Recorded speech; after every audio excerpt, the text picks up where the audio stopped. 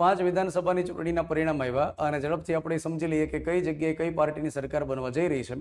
Election commission of ઇન્ડિયાની website ઉપરથી આપણે માહિતી લીધી છે. સૌથી પહેલા આપણે વાત કરીએ આસામ રાજ્યની, તો આસામ રાજ્યમાં વિધાનસભાની બેઠક 126 અને ત્યાં આગળ સરકાર બનવા જઈ રહી છે બીજેપીની. 126 માંથી જે પાર્ટી પાસે એટલીસ્ટ 64 જેટલી બેઠક હોય તો સરકાર બને.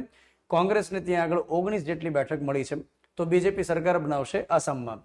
ત્યાર પછી કેરળ રાજ્યની વાત કરીએ તો 140 જેટલી બેઠક છે વિધાનસભાની. એનો મતલબ એ થાય કે 71 બેઠક હોય તો સરકાર બને અને ત્યાં આગળ કોંગ્રેસ પાર્ટી ગઠબંધન કરી અને સરકાર બનાવશે. કોંગ્રેસ પાર્ટી ત્યાં આગળ જે ગઠબંધન કરે છે એનું નામ છે UDF, યુનાઇટેડ ડેમોક્રેટિક ફ્રન્ટ. તો ત્યાં આગળ કોંગ્રેસની સરકાર બનવા જઈ રહી છે, એક રીતે આપણે એમ કહી શકીએ. પુડુચેરીમાં 30 જેટલી વિધાનસભાની બેઠક છે. સરકાર બનાવવા માટે મિનિમમ બેઠક જોઈએ 16 અને ત્યાંની એક પાર્ટી છે ઓલ ઇન્ડિયા NR કોંગ્રેસ, જેને 12 જેટલી બેઠક મળી છે, એટલે ગઠબંધનની ત્યાં આગળ સરકાર બનાવશે. ત્યાર પછી તમિલનાડુમાં વાત કરીએ તો 234 જેટલી બેઠક છે. એનો મતલબ એ થાય કે 118 બેઠક હોય તો સરકાર બની શકે. અને ત્યાં આગળ એક TVK નામની પાર્ટી બની છે, 2024માં પાર્ટી બની છે, વિજય થલપતિની પાર્ટી છે અને એનું નામ છે તમિલગા વેટ્રી કઝાગમ કરીને એનું પૂરું નામ થાય. અને એને અત્યારે 107 જેટલી બેઠક મળી છે, તો એની સરકાર ત્યાં આગળ બનશે.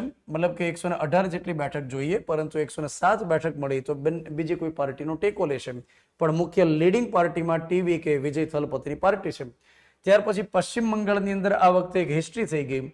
બીજેપી પાર્ટીને 294 જે વિધાનસભાની બેઠક હોય એમાં બીજેપી પાર્ટીને 208 જેટલી બેઠક મળી અને ત્યાં આગળ પૂર્ણ બહુમતની સરકાર બની, કેમ કે 294 માંથી જે પાર્ટી પાસે 148 બેઠક હોય એની સરકાર બને. ત્યાર પછી ત્યાં આગળ જે all India Trinamool Congress party રહેલી છે 79 બેઠકની અંદર આગળ છે. તો અત્યારે હાલમાં બીજેપી ત્યાં આગળ પશ્ચિમ બંગાળની અંદર હિસ્ટ્રી બનાવી અને સરકાર બનાવવા જઈ રહી છે. તો આ 5 વિધાનસભાની ચૂંટણી પરિણામમાં મુખ્યત્વે આપણે સમજ્યા કે કઈ જગ્યાએ કોની સરકાર બનવા જઈ રહી છે. Thank you.